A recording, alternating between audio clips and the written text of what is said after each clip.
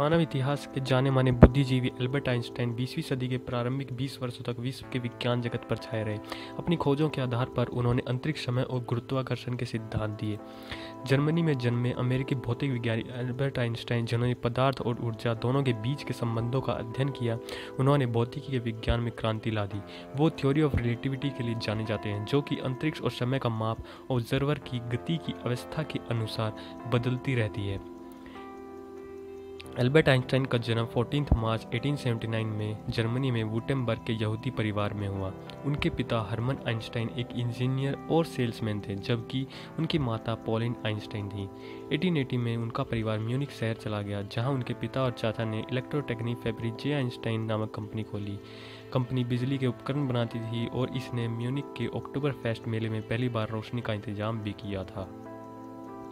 वे 2 साल की उम्र तक बोलने में भी असमर्थ थे। एक बार 5 वर्षीय एल्बर्ट बिस्तर में बीमार थे, जब उनके पिता उनके लिए एक कंपास खेलने के लिए लाए।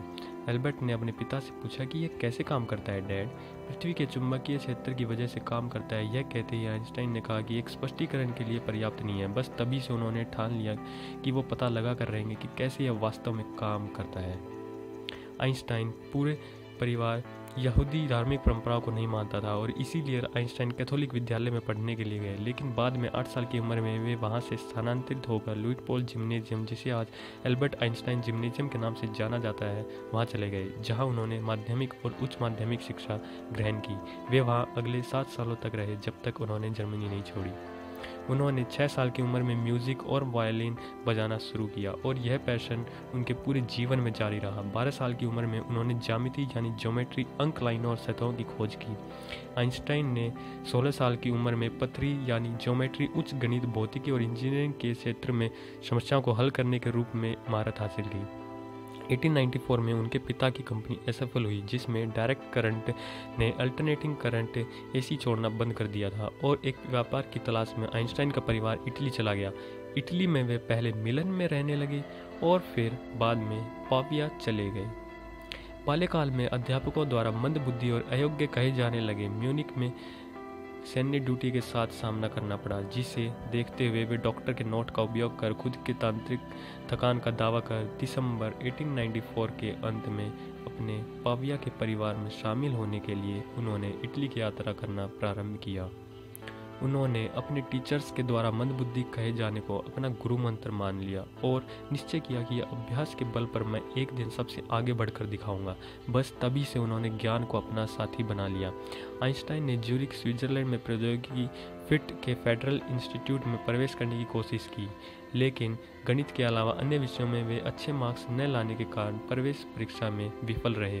प्रिंसिपल की सलाह पर उन्होंने पहली बार अराउ, स्विट्जरलैंड में कैंटेन स्कूल पर अपना डिप्लोमा प्राप्त किया और 1896 में उन्हें फिट में एडमिशन मिल गया।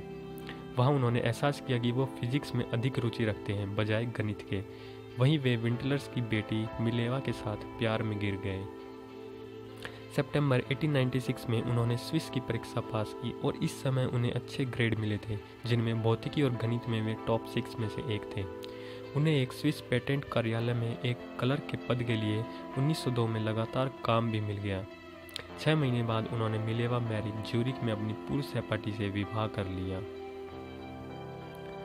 1902 में उन्हें एक बेटी लिजरल हुई, पर उसे रिश्तेदारों ने गोद ले लिया। उसकी ठिकाने का रहस्य अभी भी बना हुआ है। कुछ समय बाद उनके पहले बेटे हंस ने जन्म लिया। 1905 में उन्होंने फोटो इलेक्ट्रिक इफेक्ट डिस्कवर किया। उनके विचारों ने एक नई खोज को जन्म दिया, जिसे सापेक्षतावाद का सिद्धांत यानी थ्योरी ऑफ रिलेटिविटी E=mc² कहते हैं। उसी साल उन्होंने एक और सापेक्षता के विशेष स्पेशल रिलेटिविटी का भी सिद्धांत दिया। जिन संस्थाओं ने उन्हें अयोग्य कहकर साधारण सी नौकरी देने से मना कर दिया था, वे संस्थाएं उन्हें निमंत्रित करने लगी। ज्यूरिख विश्वविद्यालय से भी निमंत्रण मिला, जहां उन्होंने अध्यापक का पद स्वीकार कर लिया। इसी बीच उनके दूसरे बेटे एडवर्ड ने जन्म लिया। उनके और नील्स बोहर के क्वांटम सिद्धांत पर भी उनमें काफ़ी मतभेद चले। नवंबर 1950 में आइंस्टाइन ने सापेक्षता के सामान्य सिद्धांत की भी खोज की। इसी बीच उन्हें अपनी कजिन एल्सा से प्यार हो गया और उन्होंने 1919 में अपनी वाइफ मिलेवा से डाइवोर्स ले लिया और कुछ ही समय बाद उन्होंने एल्सा से विवाह कर लिया। 1921 में आइंस्टाइन ने भौतिकी के फोटो इलेक्ट्रिक इफेक्ट के लिए नोबेल पुरस्कार भी जीता। वहीं वे सापेक्ष ब्रह्मांड यानी थ्योरी ऑफ एवरीथिंग पर काम करने लगे। 1933 जर्मनी में जब हिटलर शाही का युग आया तो इसका प्रकोप आइंस्टाइन पर भी हुआ और यहूदी होने के नाते उन्हें जर्मनी छोड़कर अमेरिका के न्यू जर्सी में जाकर रहना पड़ा। 1939 में आइंस्टाइन ने राष्ट्रपति फ्रैंकलिन डी रूजवेल्ट को नाजी बम की संभावना से सचेत किया और अपने स्वयं के परमाणु हथियार बनाने के लिए संयुक्त राज्य अमेरिका को प्रेरित किया।